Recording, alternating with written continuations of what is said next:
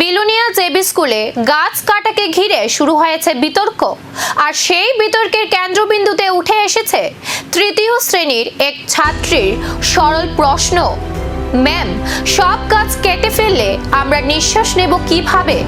অভিযোগ, ঝুঁকিপূর্ণ গাছ অপসারণের নামে স্কুল প্রাঙ্গণের একাধিক গাছ কেটে ফেলা হয়েছে। ফলে এক সময়ের সবুজে ঘেরা পরিবেশ এখন অনেকটাই ফাঁকা হয়ে পড়েছে। ভারপ্রাপ্ত প্রধান শিক্ষিকা মৌসুমী ঘোষপাল জানিয়েছেন, তিনি শুধু কয়েকটি ঝুঁকিপূর্ণ গাছ ও কিছু ডালপালা ছাঁটার কথা বলেছিলেন। সব গাছ কাটার নির্দেশ তিনি দেননি বলেও দাবি করেছেন।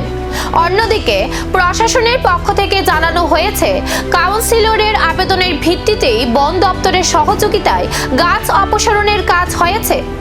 ঘটনায় ভিন্ন ভিন্ন বক্তব্য সামনে আসায় বিষয়টি নিয়ে প্রশ্ন আরও বেড়েছে। এখন নজর, প্রশাসন কি সিদ্ধান্ত নেয় এবং স্কুল প্রাঙ্গণের সবুজ পরিবেশ ফিরিয়ে আনতে নতুন করে বৃক্ষরোপণের উদ্যোগ নেওয়া হয় কিনা।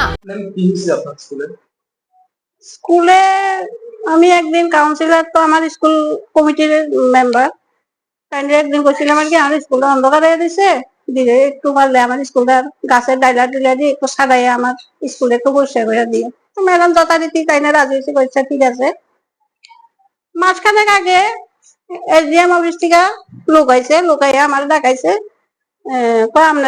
আপনি ইয়ে করছেন, অ্যাপ্লিকেশন করছেন গাছের লিগে? না, আমি তো কোনো অ্যাপ্লিকেশন করি নাই অফিসে। হ্যাঁ অ্যাপ্লিকেশন আছে। আমি তো দেখি, তাইলে আমার কম্পিউটার দেখান, আমি যদি অ্যাপ্লিকেশন করে থাকি আমার কম্পিউটার আমার দেখান। তো তারা অ্যাপ্লিকেশনটা আনছে না, এবার বোধহয় হোয়াটসঅ্যাপে বা যেমন আনছে, আনার পর দেখতে আসছো যে এটার মধ্যে অ্যাপ্লিকেশন করছে দীপা ভৌমিক, কাউন্সিলর। আমি কইটা তো কাউন্সিলর আনা করছে, আমি তো কিছু আমি তো কিছুই জানি না গাছের ব্যাপারে। আচ্ছা, এবার কাউন্সিলরের আমি সঙ্গে সঙ্গে ফোন করছি, এমন এমন ব্যাপার, তুমি কি অ্যাপ্লিকেশন করছো? হ্যাঁ করছি। এখন তো তারা আইসে গাছ কাটতে, এখন তুমি কি করবা করো, আমি কিন্তু এসবের নাই, আমি জানি না সব কিছু। আইসে যথারীতি আইসে বলে তাই নিয়ে মেজারমেন্ট দিছে, কোন কোন গাছ কাটবো, কি আসে বিষয় সব তাই নিয়ে কইছে। আমি শুধু কইছি যে আমার ঘরের সামনে একটা নিম গাছ মরে গেছে, রুমের উপরে বসছে, এই গাছটা যদি কাটবা, এই গাছটা গোড়া দিয়ে কাটবা, আর জাম গাছটা বোঝা যাবে যে কোনো মুহূর্তে। এই দুইটা একটি শিশুর সরল প্রশ্ন, আমরা নিঃশ্বাস নেব কিভাবে? এই প্রশ্ন শুধু একটি স্কুলের নয়, পরিবেশ নিয়ে আমাদের সবার কাছে এক বড় বার্তা। উন্নয়ন আর পরিবেশের ভারসাম্য কিভাবে রক্ষা হবে, এখন সেই উত্তরই খুঁজছে বিলুনিয়া।